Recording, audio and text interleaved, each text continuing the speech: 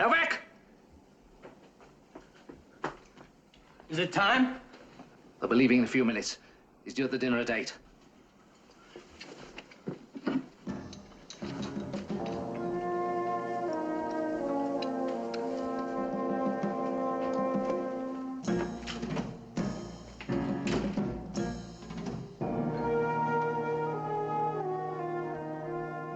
Finish him. Forever.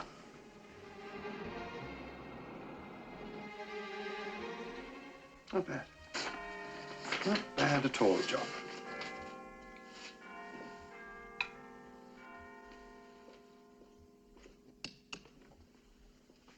Mary! Mary!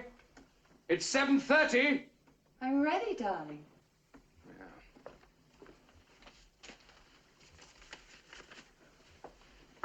Ah. I'm exactly 9 seconds late. And very beautiful. Thank you, darling. Considering your age and the pace you've gone.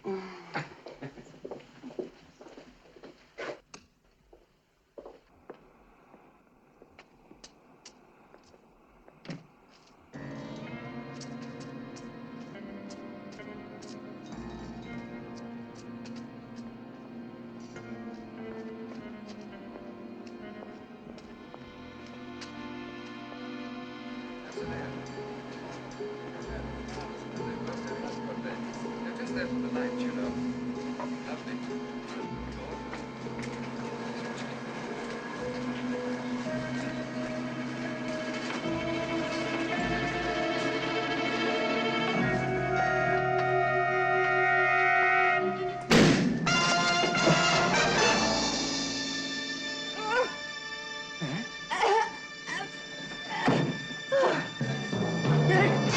What is it? Mary!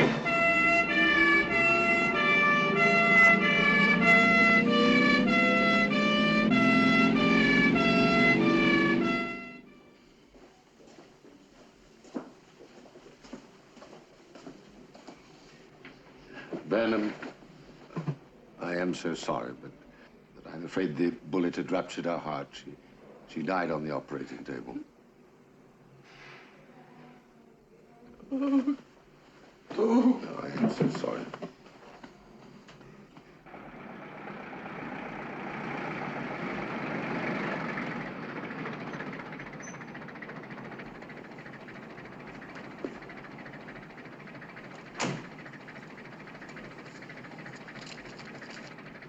You.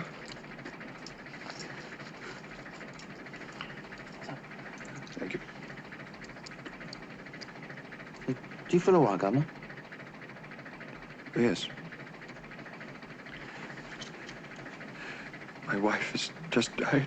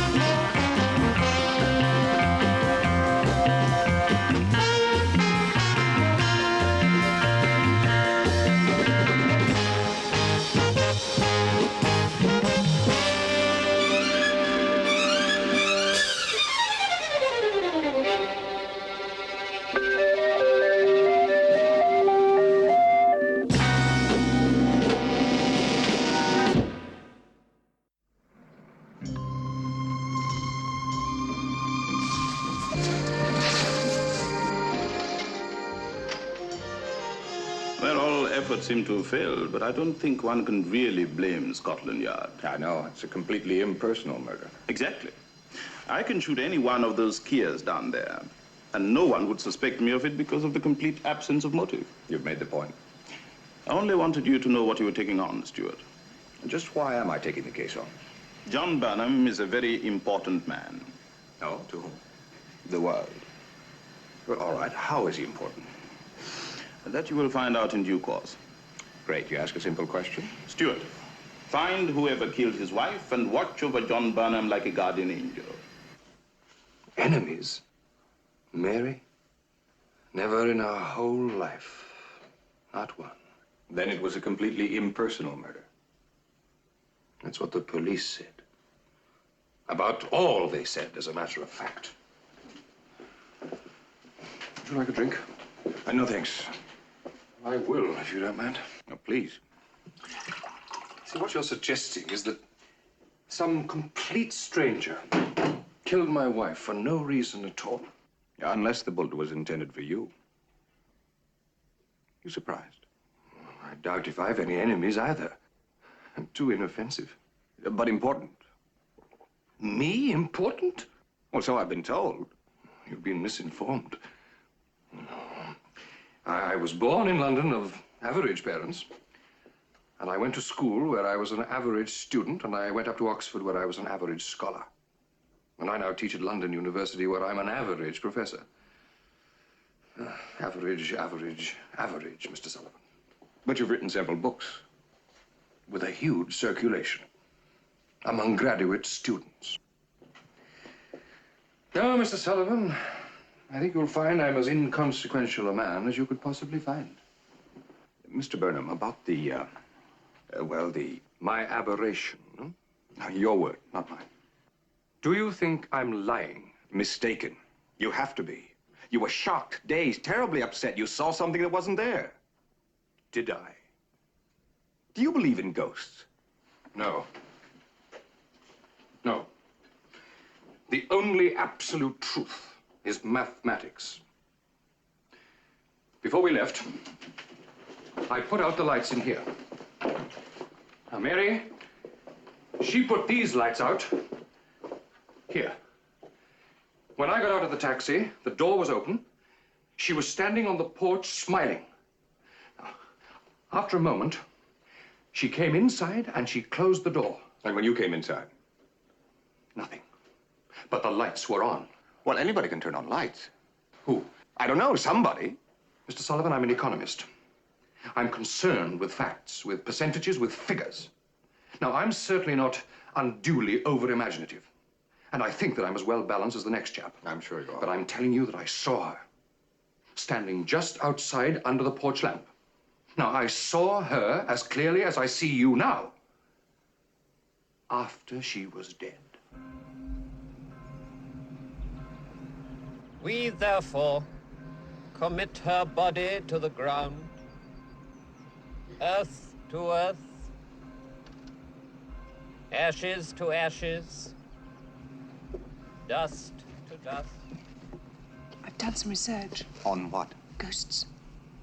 22% of the people in this country believe that ghosts exist. You must be joking. I'm not.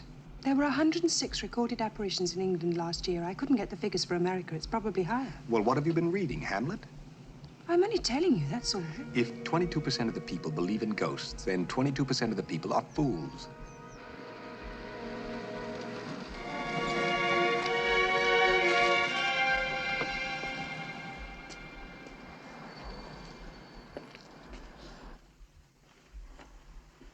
Funeral's over.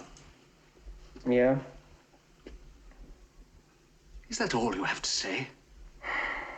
What do you want me to say? I don't know Burnham personally. I never met him in my life. John Burnham is one of the biggest dangers we've ever had to face.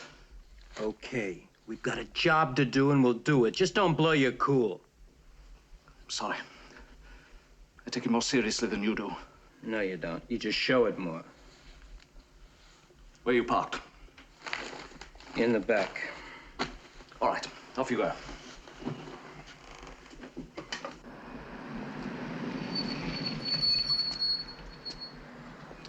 Why is a professor of economics so important? What's he involved in? I haven't even a glimmer. I adore working in the dark. Ours is not the reason why. What do we do, just sit here? No. We'll take it in shifts. 4 hours on, 4 hours off. I'll go first. Fine. I'm starved.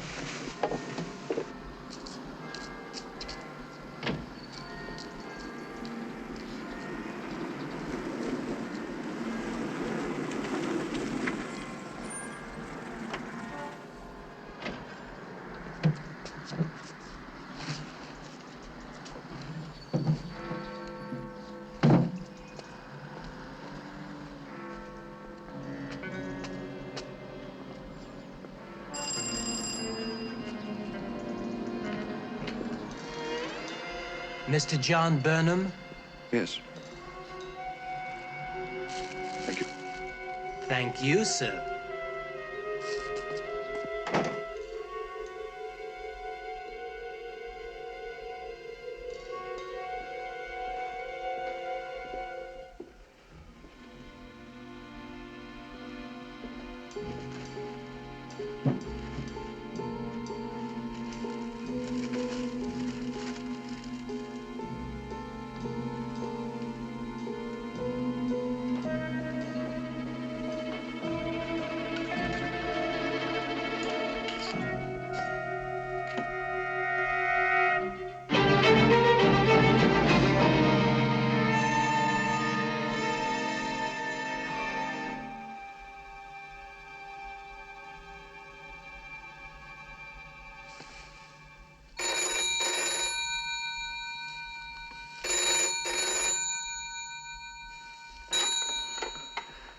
Hello. John, darling, I've been terribly stupid. I left a cigarette burning in the bedroom. Dear darling, make sure I haven't set the house on fire, will you? No. No.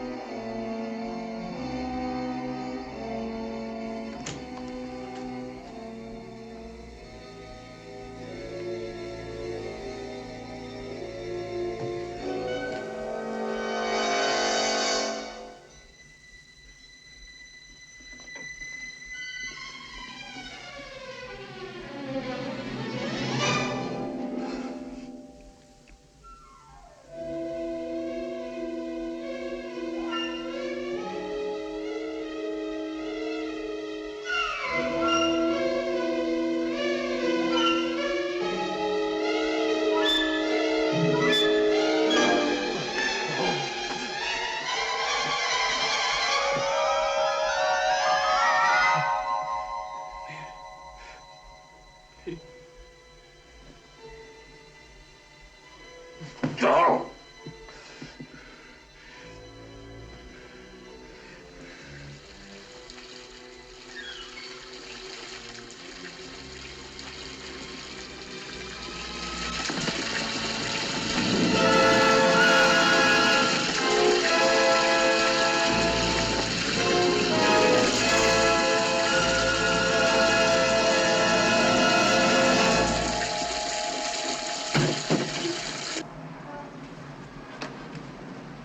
Sullivan! Sullivan!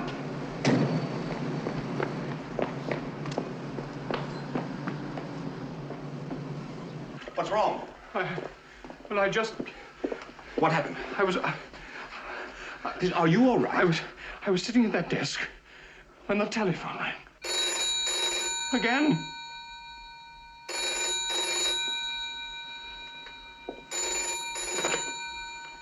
Hello? Darling, I'll pick you up at the university at 5. Is that convenient? Who are you? What are you trying to do to me?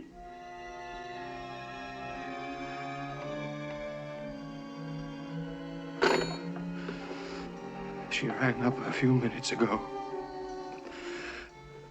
And she said that there was a cigarette burning in our bedroom. And Mr. Sullivan. Yes. There was.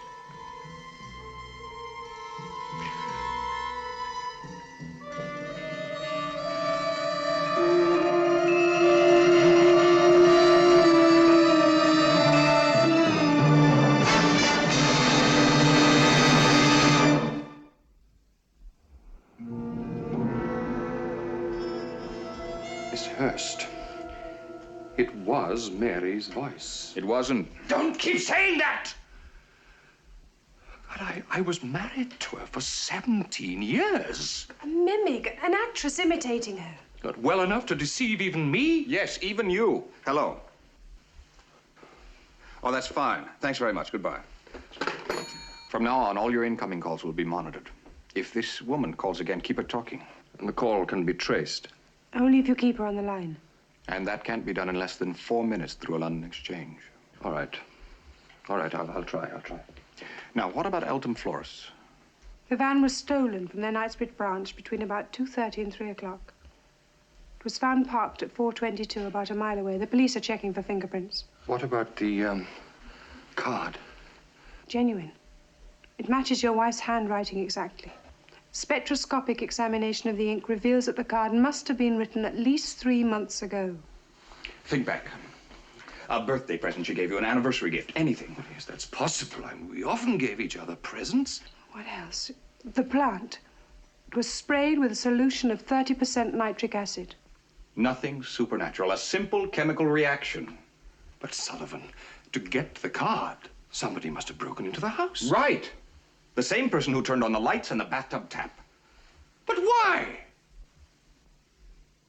I mean, what's the reason for it? And what's behind it? What can anybody possibly gain from these... Well, practical jokes isn't strong enough. The whole thing is diabolical. If that's her, remember, keep her talking.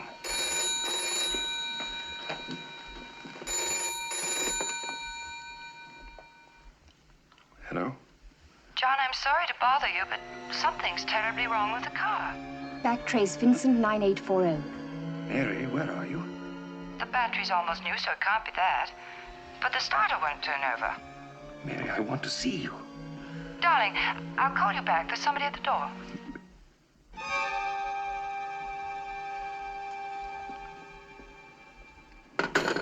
Did you get anything on that? Not even the exchange? Sullivan. Mr. Sullivan, that call timed at just over 30 seconds. We couldn't even trace back the exchange, let alone the number. Yes, I know. Oh, and operator, Mr. Burnham will be going to bed now, so you needn't call back unless you have something to report. Maybe we'll have better luck next time. Thanks for your trouble. Sullivan? Yes? That business with the car. We did buy a battery about 3 months ago. And one morning, the car wouldn't start. And Mary did ring me at work. You mean you actually had that conversation in the past? Yes. Or one very like it. I mean, I can't remember the exact words. Are you thinking what I'm thinking?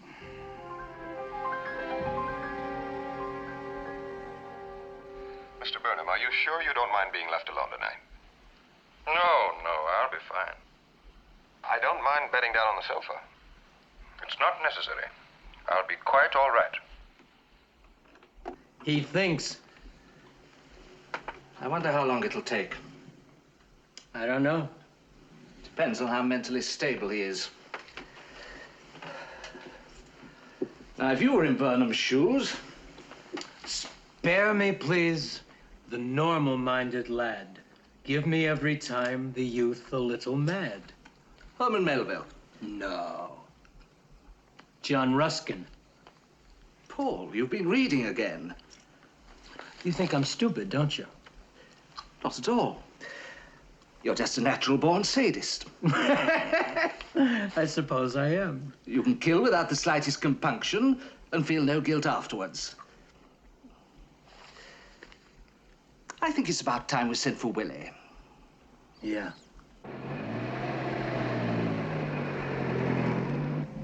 You know, I hate leaving him alone. Well, that's the way you wanted it. There is a policeman watching the house.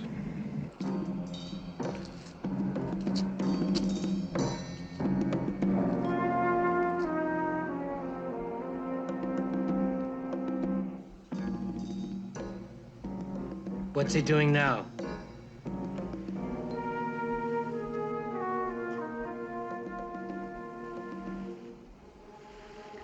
Getting ready for bed.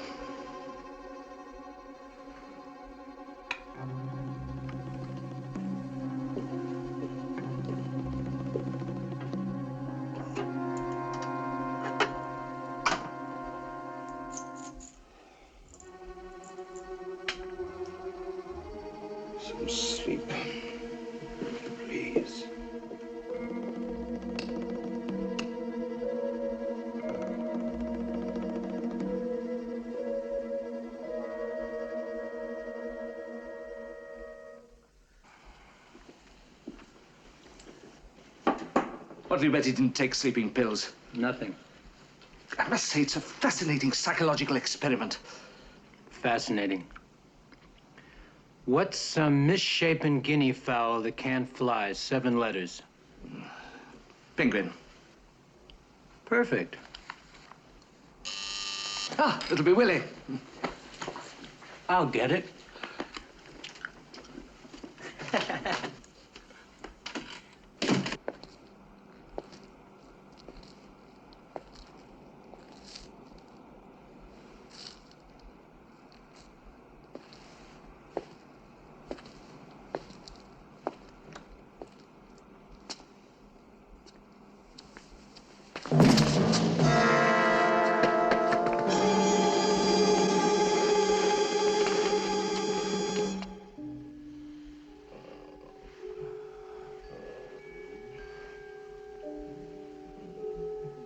It's Mary.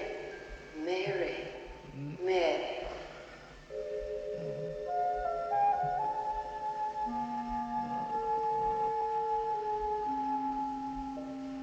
Cigarette burning. Burning.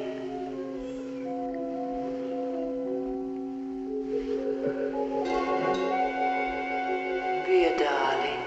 Darling. Darling. Something wrong with the car. The car. Car.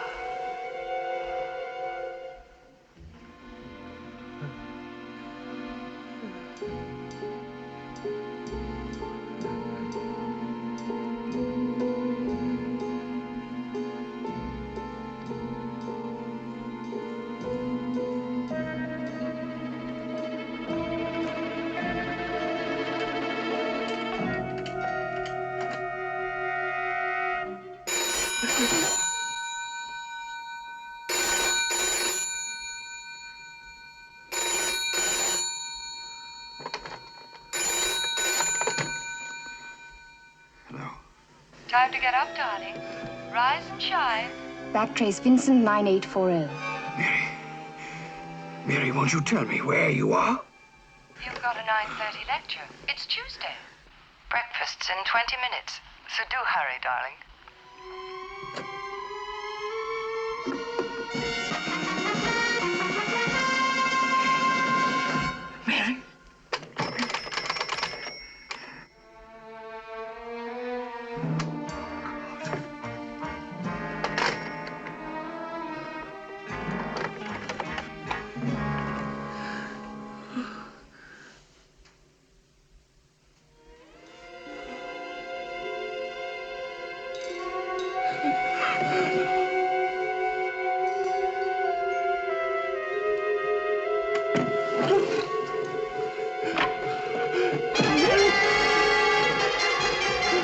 Mary, please! Gold and bank liquidity. Discount houses as holders of short bonds. No wonder they're not bestsellers. Burnham's considered to be the leading economist in Europe, maybe even the world. Naturally, there's no police record. He hasn't even had a parking ticket in 4 years. Harmless, innocent, highly intelligent man. You know, that night his wife was shot, he was speaking at a bankers club dinner? Sullivan. Yes? Well, is the policeman all right? Well, what about Burnham? All right, I'll be there. Burnham's collapsed. The policeman watching the house was knocked out. I don't care what any of you say. I saw Mary last night, standing in that doorway. You call it a ghost, a vision, apparition, you call it what you like, but I saw her. The light was on. I was wide awake. And she was there. Listen, Burnham. I saw your wife die. And we all saw her buried. We saw a coffin buried. Not one of us here has any guarantee as to who or what was in that coffin. We'd better let Mr. Burnham get some rest. I've given him some sedation. I'll be down in a minute.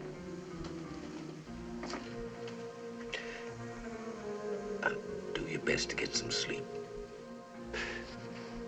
Try and put everything out of your mind. Much more of this, and I won't have any mind left. From the disjointed quality of the conversation, she never replied to a direct question. Therefore, the voice had to be recorded. Burnham was right. Nobody could mimic his wife's voice well enough to fool him. Got it. I knew I was...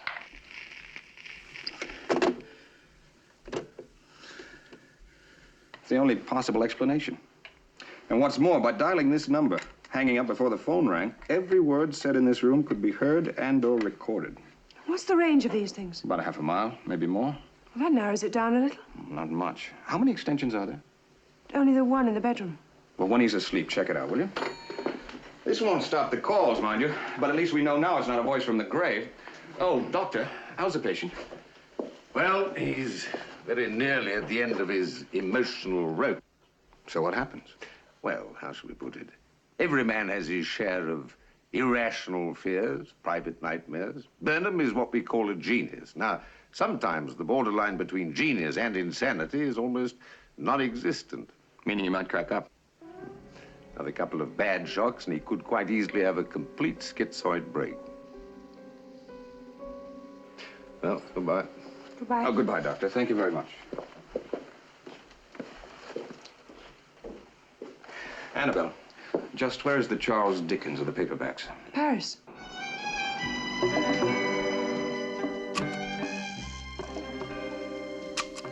The way you're lighting me, I should look like one of the Smith brothers of the Vatican. Oh, I'd say more like an aging Dublin bricklayer. Could I ask what this is in aid of? Yes, you may.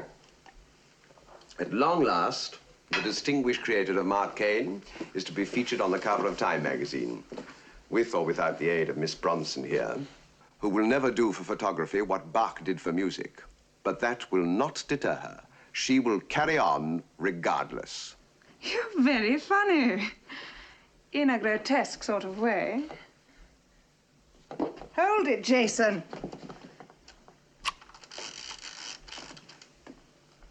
That's enough, I think. I presume your photographs, like yourself, will be overdeveloped. You presumed ever since I arrived. My assistant will pick up the lights in an hour. And in spite of your lousy manners, I'll thank you for your charm, courtesy, and charity. Oh, charity fiddlesticks. I'd wolf caviar in front of starving children. Mr. King, I've lied to you. Oh. I did read one of your books, The Return of Mark Caine. I found it rather difficult. Well, next time try moving your lips. It wasn't that. It just bored me rigid. The Return of Mark Caine makes the return of Sherlock Holmes long overdue. Bye-bye, Miss Hurst. Plastic bag of acid.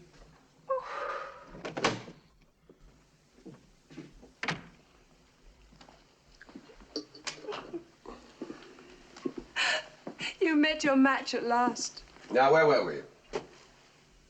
Burnham went into the bathroom, and the bathtub tap was running.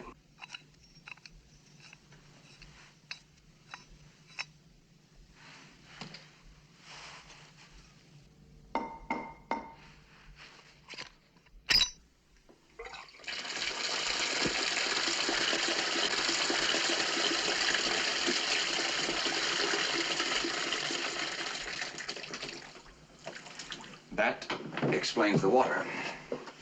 All right, I'll accept that, Sullivan. But why? Why? I think you know that, Mr. Burnham. Well, I promise you that I don't. That takes care of the plumbing. Now for the rest of it. Our man knows that you're going to your wife's funeral. He breaks into this house, goes straight to the cellar, and turns off the water at the mains. Then he comes up here and Takes out your wife's negligee and her slippers. He drapes the negligee over the footstool, places the slippers so. Then he turns on the taps, but no water, because of course he's been turned off in the cellar. Next.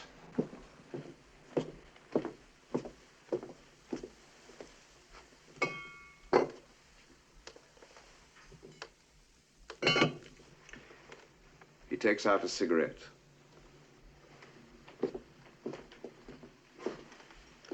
Selects a lipstick.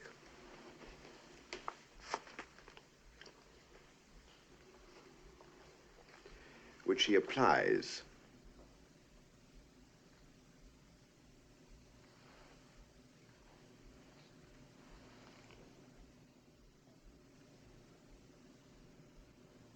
judiciously.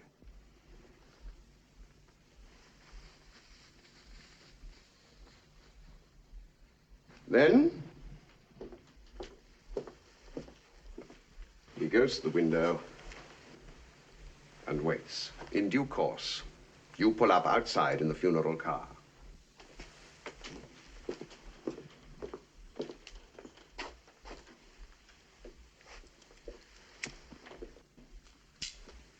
Lights a cigarette and places it so. Then he rushes down to the cellar. While you're getting out of your car, he hears the telephone. He hears you come up the stairs into this room. He waits a few seconds. Then he turns on the tap at the mains. No phantom, Mr. Burnham. No ghost.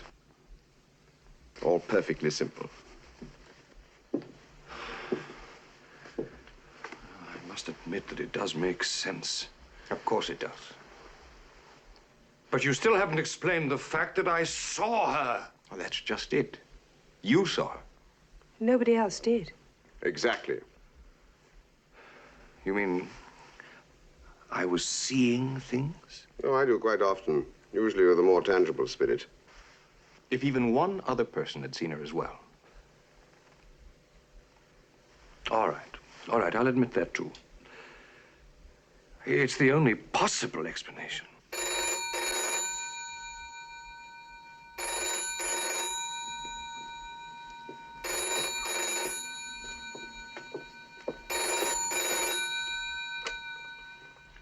Hello? May I speak to Professor Burnham, please? Who's calling, please?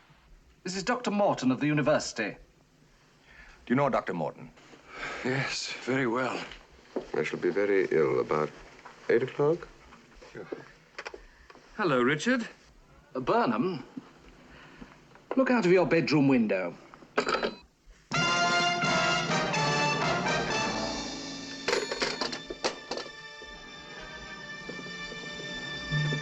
Now you can all see her.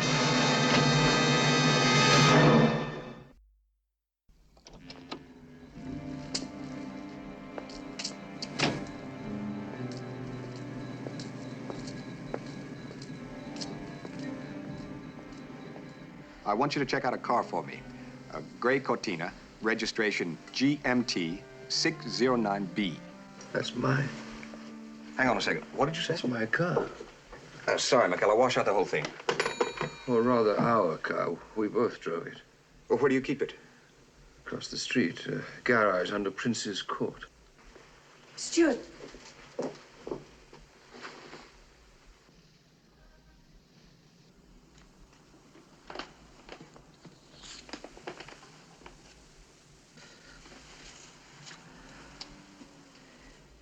I think we'll speed things up.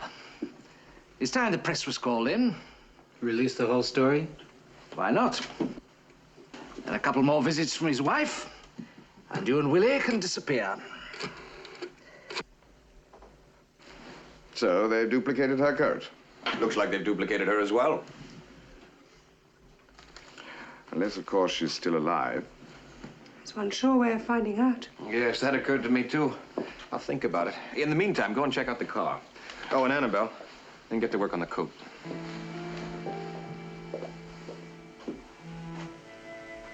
still alive. Still warm. What was the name of the man who phoned? Dr. Morton. Do you remember his exact words? He told Burnham to look out of the window. Not quite. He said, Burnham, take a look out of your bedroom window. You've left me behind. Look out of your bedroom window, Burnham. How do you know that Burnham was in the bedroom? I don't know. Obviously, he could see him. Wife was shot in the garage. Somebody's been watching Burnham. Somebody in this building. The police questioned all the tenants in the building. They've all been here for years and all on long leases. Well, just because you've got a long lease, it doesn't mean that you're an innocent Anglo-Saxon virgin. No, I suppose not. In People in Glass Houses Shouldn't, Mark Cain disguised himself as a window cleaner. Sullivan, this is nonsense. You saw the death certificate, the certificate of disposal from the funeral parlor, and the autopsy report. Now, what more do you want? Quite honestly, I don't know. Listen, Mary Burnham died on the operating table while I was attempting to remove a bullet from the right ventricle of her heart. But we saw her, very much alive. You did not see her. Mary Burnham is dead. Dead legally, dead physically. Dead and buried.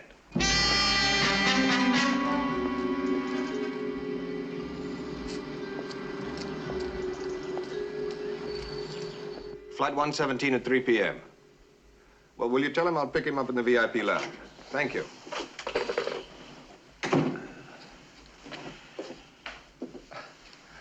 Well, you look like the bearer of good news. There were 37 dozen of those coats made. They were sold to 9 different stores in London. And you went to them all? Every one. Nothing. Well, you tried. That I did.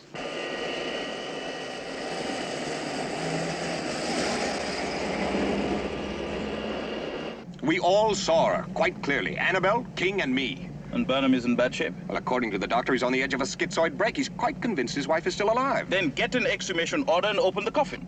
I'm not going 1 inch further with this case until I know why Burnham is so important. I have to be at Downing Street in 50 minutes. Not 1 inch. All right, Sullivan. He doesn't know it yet, but John Burnham is to become the next head of the International Monetary Fund.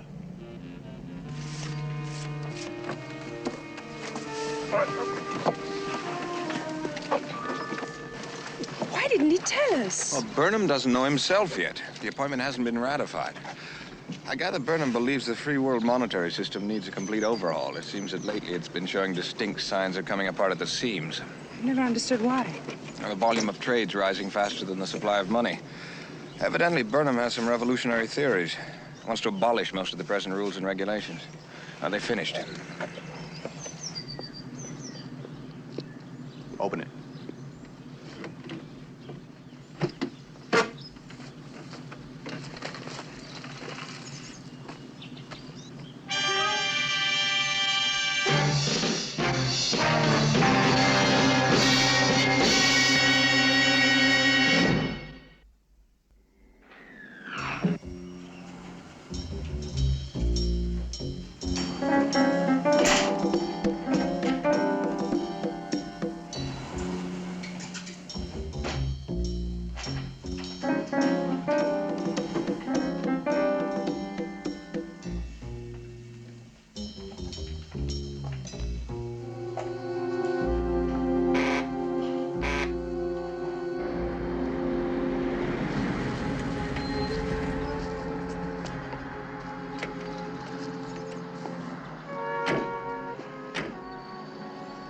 Vultures are gathering. Are they all reporters? Including the distinguished London correspondent of the New York Times. Do you really think it'll work? Burnham will be completely discredited. An unbalanced hysteric. We'll finish it tonight.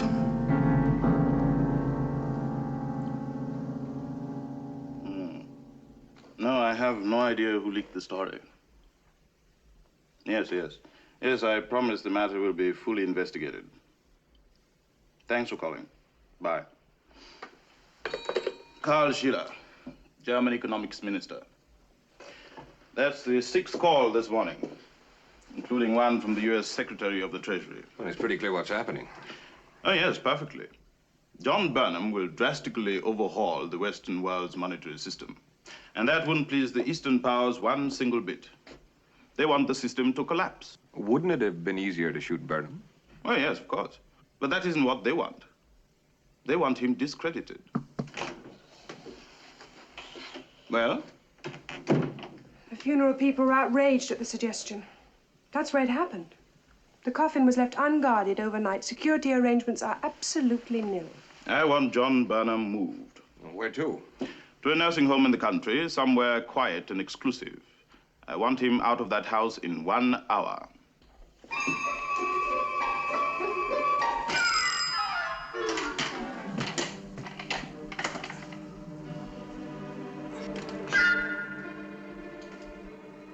Oh, good morning to you. And where's your mother?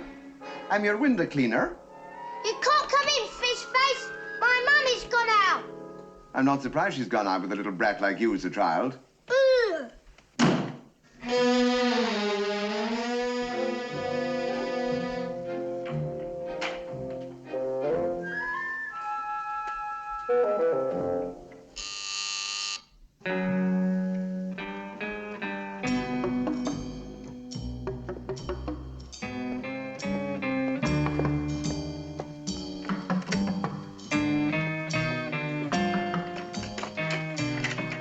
Oh, good morning, sir. Kane Window Cleaning Limited, sir. Come in. Right.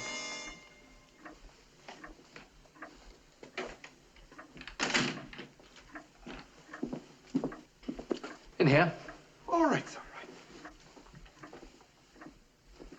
Now I am a bachelor, I live all alone, and I work at the weaver's trade. And the many, many times that I look into his eyes, he reminds me of that fair young maid. He reminds me of our winter time, and of their summer too. And the many, many times that I looked into his... Oh, thank you, operator. Right, 10:30 exactly. Right, thank you. Drop it. Drop it. Oh, I was just checking on the time, sir. Who is he? I saw him get into Burnham's house. So, you wash windows, do you? Oh, yes, sir. Yes, sir. I do that, sir. I do. Then get at it. Oh, yes, right. Get at it. Oh, I do that, sir. Yes, all night. Outside. Outside, sir. You heard what he said, outside. Oh, right, sir. Right. Outside, sir. Yes. Right, outside. Yes. Outside, sir. Yes. Could I have me little bucket, sir? Oh, that's very kind of you, sir. Thank you, sir. Yes, sir. Thank you. How did he find us? I don't know. But you've 10 minutes to get ready. Can you let me in, sir? Please, sir.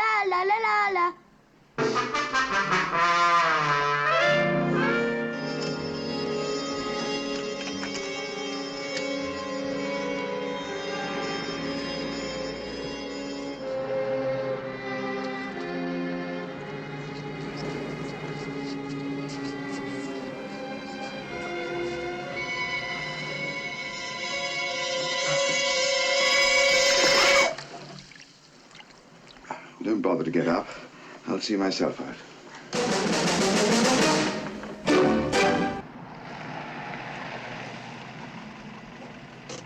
What's going on? Let's ask.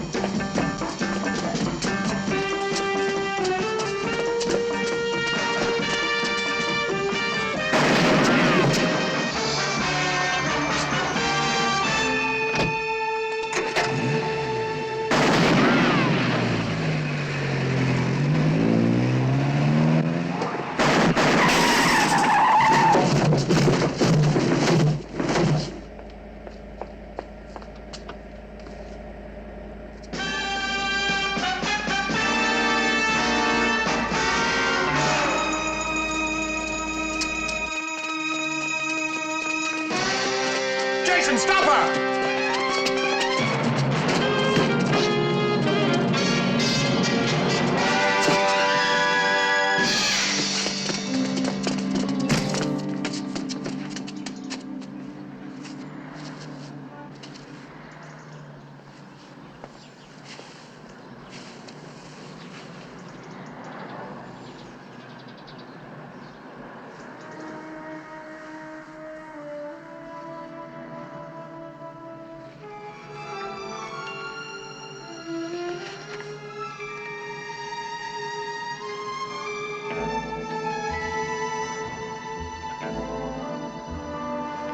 That explains the ghost of Mary Burnham.